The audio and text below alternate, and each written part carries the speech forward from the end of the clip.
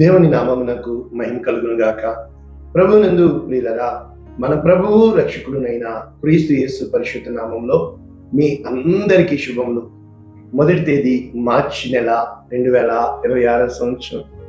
మార్చి ప్రారంభం అయిపోయింది కదా, 3వ నెల.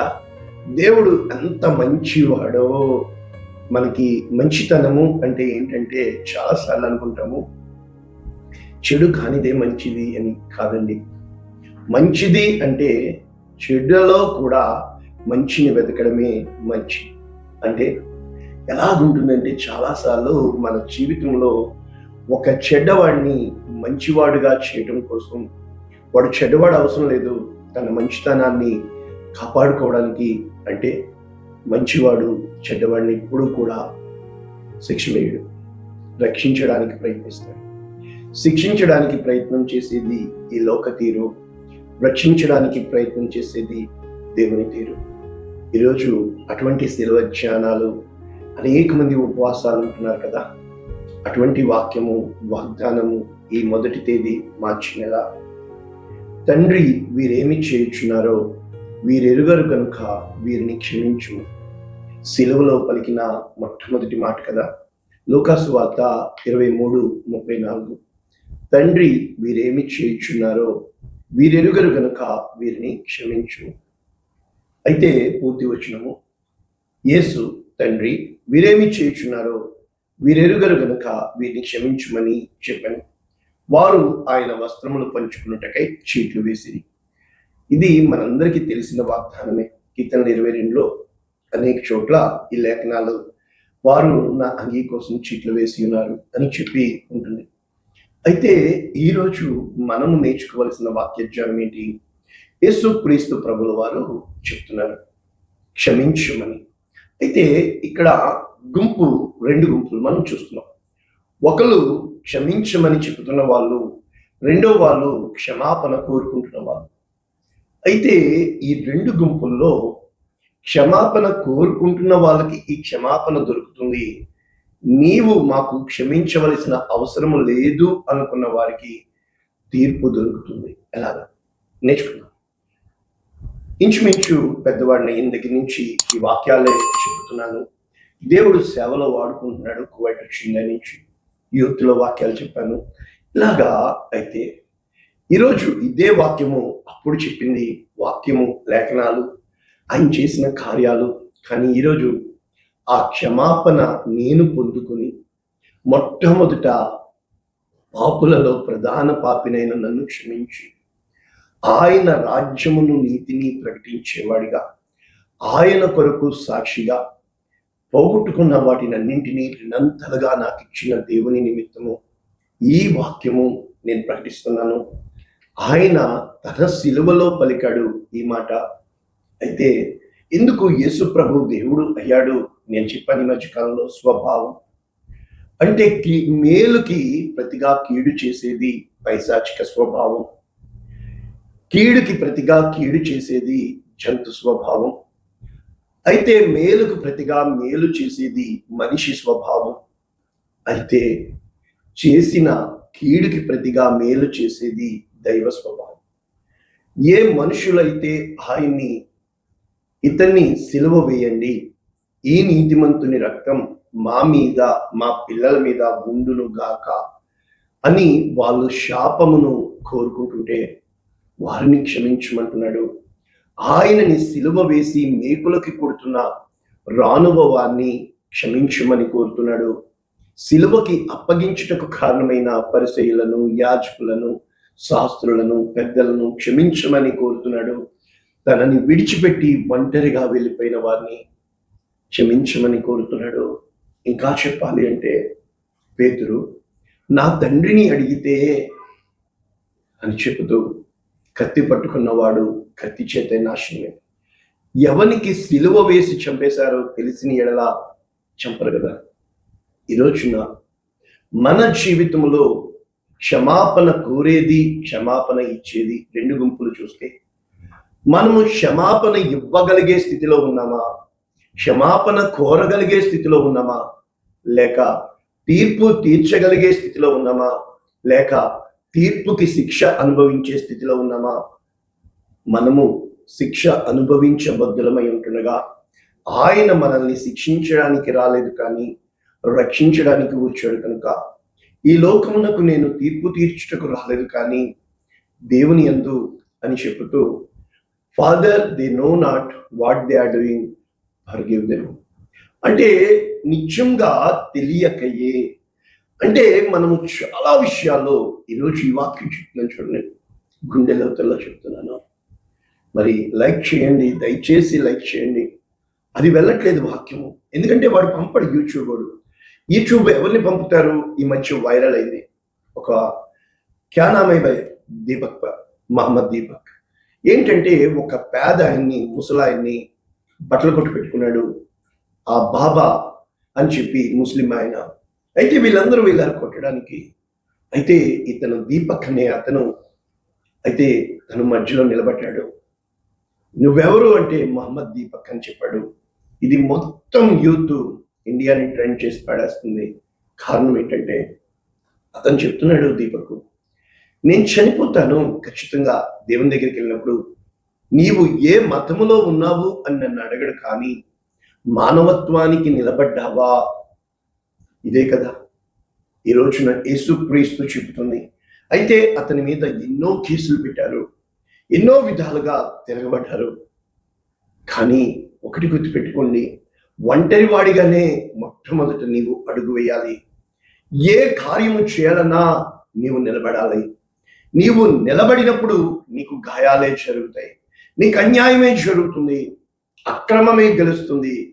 కానీ ఒకరోజు వచ్చింది, ఎవరైతే ఆయనని సిలువకు వేసి మేకులు కొట్టి చెత్త కొట్టి తీర్పు తీర్చారో, యేసుప్రభు దేవుడు ఎందుకు అయిపోయాడో తెలుసా? వీరేమి చేయుచున్నారో వీరెరుగరు, వీరిని క్షమించు. స్టెఫన్ ఏం చెప్పాడు తెలుసా? నా ఆత్మను గూర్చి వీరి మీద శిక్ష మోపకము, వీరిని తీర్పులోకి తెకు. మనం ఏమంటామో తెలుసా?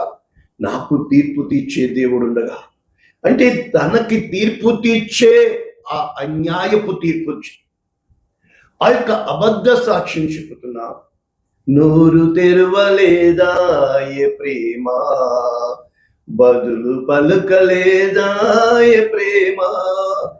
అంటే ప్రేమ పూర్ణుడు కనుక ఆయన ప్రేమని ఇవ్వడానికి వచ్చాడు కనుక, తన ప్రేమ లోకము తెలుసుకోవాలని వచ్చాడు కనుక, నేను మిమ్మల్ని ప్రేమించిన ప్రకారము మీరు ఒకరిని ఒకరు ప్రేమించనని చెప్పబద్ధుడై ఉన్నాడు కనుక, మనం చూసినప్పుడు మత్తయి సువార్త 7, తీర్పు తీర్చకుడి అప్పుడు తీర్పు తీర్చడు. అంటే మనము తీర్పు తీర్చే గుంపుగా ఉన్నామా, క్షమించే గుంపుగా ఉన్నామా? తీర్పు తీర్చేది లోకానికి ఇంపు, దుష్ట శిక్షణ శిష్ట రక్షణ. అయితే దుష్టుల్ని రక్షించమని కోరేది క్షమాపణ హృదయం. ఏ రోజునైతే క్షమాపణ అంటే ఏం కాదు, what ever you do it, never ever again. అంటే దానికోసం డోంట్ ఎవర్ ఫీల్ సారీ. చేసావు కదా, చెయ్యి. ఏ రోజునైతే నువ్వు ఒకవేళ అయ్యో నేను ఇలా చేసి ఉండకూడదేమో అనేదే సారీ. అంటే ఇక్కడ ఎప్పుడు కూడా నీ మాట అవును అంటే అవును, కాదు అంటే తీర్పు తీర్చు. అంటే ఎప్పుడైతే నీవు తీర్పు తీర్చేవాడిగా ఉంటావో, యోహాను 3:16 మనందరికీ తెలుసు, దేవుడు లోకమును ఎంతో ప్రేమించును కాగా ఆయన తన అద్వితీయ కుమారునిగా పుట్టిన వాని యందు విశ్వాసముంచువాడు ప్రతి వాడు నశింపకనిచ్చు, ఆయనను లోకమునకు తీర్పు తీర్చుటకు పంపబడిన 17వ వచనం కీవర్స్. కానీ 16తో ఆగిపోతాం. ఆయన తీర్పు తీర్చడానికి రాలేదు. ఒక సమరయ స్త్రీ 5 భర్తలు కలిగి ఉండి వ్యభిచారంలో ఉన్న ఆమెను నీతిమంతురాలుగా మార్చాడు. ఒక వ్యభిచారంలో పట్టబడిన స్త్రీని తీసుకొచ్చి పెట్టిన ఆమెకు తీర్పు తీర్చే న్యాయాధిపతి అక్కడ ఉన్న కనికరమును చూపించాడు. ఈ విధముగా 38 సంవత్సరాలు ఒక రోగిష్టి స్థితిలో పడి ఉంటే, ఆ యొక్క పక్షవాయువు గల వాళ్ళని 4 ఫ్రెండ్స్ పైకప్పు తీస్తే, కుమారుడా నీ పాపము, ఒక పొట్టి చెక్కయని ఇతను అబ్రహాము కుమారుడు. అంటే ఆయన ఏమి చేయడానికి వచ్చాడంటే ధర్మశాస్త్రము నెరవేర్చడానికి వచ్చాడు. అంటే ఏ రోజునైతే నీ కంటిలో ఉన్న దూలమును తప్ప ఎదుటివాని కంటిలో ఉన్న నలుసుని తీయమంటున్నావు. ఇక్కడ ధర్మశాస్త్రం గురించి ఏమని రాస్తున్నారు యాకోబు గారు? 4వ అధ్యాయం 11, 12 చదివితే, సహోదరులారా ఒకనికి విరోధముగా ఒకడు మాట్లాడకు, తన సహోదరునికి విరోధముగా మాట్లాడి తన సహోదరునికి తీర్పు తీర్చువాడు ధర్మశాస్త్రమునకు వ్యతిరేకంగా మాట్లాడి ధర్మశాస్త్రమునకు తీర్పు తీర్చున్నాడు. నీవు ధర్మశాస్త్రమునకు తీర్పు తీర్చిన ఎడల ధర్మశాస్త్రమును నెరవేర్చువాడవు కాక న్యాయమును విధించువాడు. నిన్నెవరు న్యాయం విధించమన్నారు? కనుక ఒక్కడే ధర్మశాస్త్రమును నియమించి న్యాయమును విధించువాడు. ఆయనే రక్షించుటకు నశింపచేయుటకు శక్తిమంతుడై ఉన్నాడు. పరునికి తీర్పు తీర్చుటకు నీవెవడివి? కాబట్టి ఏ రోజున అయితే మన జీవితాల్లో తీర్పుని కాక, అందుకని ఇదే యాకోబు గారు 2వ అధ్యాయం 13వ వచనం చెప్తున్నాడు, కనికరము చూపని వాడు కనికరము లేని తీర్పు పొందును. కనికరము తీర్పును మించి అతిశయపడుతుంది. అంటే ఏది గొప్పది అంటే బలంతో ఎదుటోని చంపేసేదానికంటే ఒకానొక దినమున మోషే తన జీవితంలో చంపేశాడు బలమును బట్టి. కానీ కానీ కానీ 40 సంవత్సరాలు అతనిలో ఉన్న ఉద్రేకాన్ని ఆపడానికి దేవునికి సమయం పడింది. 40 సంవత్సరాలు మరుగుతున్న రక్తాన్ని ఆపడానికి దేవునికి సమయం పడింది. 40 సంవత్సరాలు గొర్రెల వెంట పాడేశాడు దేవుడు, తీసుకొచ్చాడు. భూమి మీద ఉన్న వారందరిలో మిక్కిలి సాత్వికుడు. ఇక సౌలుగా ఉన్నప్పుడు ఇంటింటకి వెళ్ళి చంపి పడేయడానికి ఆ యొక్క దమస్కుకి వెళ్ళిపోతూ మార్గంలో ఉండగా చంపేయడానికి వెళ్ళిపోతున్న హింసకుడు, దూషకుడు, హానికరుడు. కానీ సౌలా సౌలా నన్నేలా హింసించు, ఒక్క దర్శనముతో ఎవరిని చంపడానికి వెళ్ళాడో వారి చేత చావగొట్టబడ్డానికి, ఎవరిని రాళ్ళు పెట్టుకుంటాడో వారి చేత రాళ్ళు పెట్టి కొట్టించుకోవడానికి కొరడా దెబ్బలు ముమ్మారు, 1 తక్కువ 40 కొరడా దెబ్బలు తిని రేయింబగళ్ళు నిద్రాహారాలు మాని ఎటువంటి సింహపు నోటి నుండి కూడా తప్పించబడి పౌలుగా మారి బ్రతుకుట క్రీస్తే చావైతే మేలు అని చెప్పి తన హృదయములో నుండి ఇకను జీవించువాడను కాదు క్రీస్తే నా యందు జీవించున్నాడని, ఏవేవి నాకు లాభం అంటే అర్థం ఏంటంటే, ఈరోజు నేను అనుభవంతో మీకు నేర్పిస్తున్న వాక్యం, వీరేమి చేయుచున్నారో వీరెరుగరు కనుక ఆ ఎరుగని స్థితిలో మనం ఉన్నామా? అయితే క్షమిస్తున్నాడు. అయినా తెలిసి చేశామా? క్షమాపణ కోరుతున్నావా? అయితే తీర్పును మించి కనికరమే చూపించే తండ్రి, సమస్త ఆదరణకు తండ్రి, ఆయన నిన్ను క్షమిస్తాడు. సో క్షమాపణ ఈజ్ ఈక్వల్ టు ప్రేమకి సాదృశ్యం. ప్రేమ, దయ, జాలి, కనికరం ఇవన్నీ the fruit of the spirit. ఆ ప్రేమకు ఫలాలుగా ఉన్నాయి. ఎప్పుడైతే నువ్వు ప్రేమిస్తున్నాను అంటున్నావు కానీ నువ్వు ప్రేమించకపోయినా పర్వాలేదు, క్షమించకపోతే అది ప్రేమ కాదు. అంటే ప్రేమ ఎక్కడ ఉండాలి అంటే అక్కడ క్షమాపణ ఉండాలి. అంటే క్షమించే వాడి కంటే ధైర్యవంతుడు ఈ లోకంలో ఎవ్వరూ లేరు. ఈ రోజున యేసుక్రీస్తు ప్రభుల వారు ఆయన అడుగు జాడల్లో నీవు నడవాలని ఇష్టపడుతున్నాడు.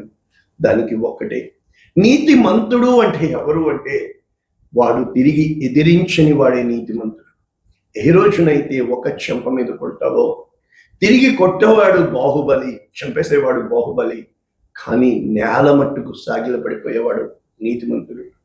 నీతిమంతుడు నన్ను కొట్టుట తైలాభిషేకమనుంది, కానీ నీతిమంతుని కొడితే అభిషేకింపబడిన వానికి విరోధముగా చెయ్యెత్తితే, ఏ రోజునైతే మన జీవితాల్లో మన బ్రతుకుల్లో మన మనోనేత్రములు వెలిగించబడతాయో, సిలువ వేయబడిన యేసు క్రీస్తుని కన్నుల ముందు ఉంటాడో, తల దించుకోవడానికి నేర్చుకుంటావు, క్షమించడం నేర్చుకుంటావు, ఓర్చుకోవడం నేర్పించుకుంటావు.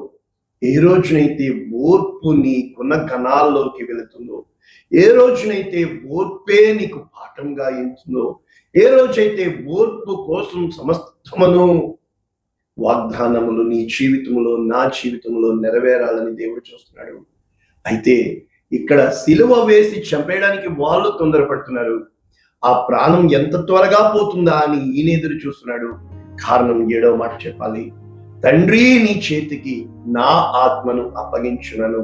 అయితే ఆ 6వ మాట ఉంది, ఒకటే సమాప్తమైంది. అంటే ఆయన ఆ యొక్క ఏ గిన్నెని నా యొద్ద నుండి తీసివేయి అన్నాడో ఆ గిన్నెలోనిది ఆయన తాగి ఉన్నాడు. మనము చాలా విషయాల్లో కొన్ని పరిస్థితుల గుండా వెళ్ళకూడదు అనుకుంటాం, వెళ్ళవలసి తీరుతుంది. ఆ పరిస్థితులను స్టోరీ స్క్రీన్ ప్లే డైరెక్షన్ రాసేవాడు దేవుడే.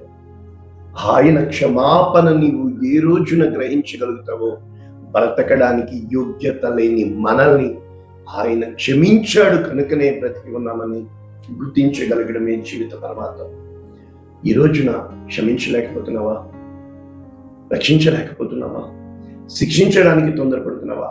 శిక్ష వేయమని నిలదీయడానికి తొందరపడుతున్నావా? జాగ్రత్త. అయితే కనికరము గలవారు ధన్యులు, వారు కనికరము. మీ పరలోకపు తండ్రి మీ యందు ఆనందించాలంటే క్షమించడం నేర్చుకో, క్షమించడం నేర్చుకో, క్షమించడం నేర్చుకో.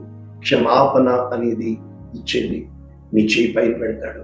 క్షమాపణ అనేది ఎదుటివాన్ని పూర్తిగా హీరోని చేయడం. వాడు ఒక క్రూయల్, ఒక క్రిమినల్, ఒక బరబ్బాని, ఒక శిలువ మీద దొంగని, తనకి శిలువ వేసిన వారిని సైతం నీతిమంతులుగా మార్చాడు. పాపులను పిలువ వచ్చిన దేవుడు, పరిశుద్ధుడా, ప్రేమ కలిగింది. ఎత్తుబడిన ఈ వాక్యము అనేక మందికి ఆశీర్వాదం, ఈ వాక్యము అనేక మందికి చేరినట్లుగా నీవు సహాయం చేయమని, కనికరము చూపించేవారుగా మమ్మల్ని చేయమని. కనికరము తీర్పును మించి అతిశయపడుతుంది అని నేర్చుకున్న మేము క్షమించడానికే సిద్ధపడేవారుగా చేయమని యేసు శ్రేష్టమైన నామమున దీవిస్తున్నాము తండ్రి. ఆమేన్. God bless you all. దేవుడు మిమ్మల్ని దీవించుగాక. ఆమేన్.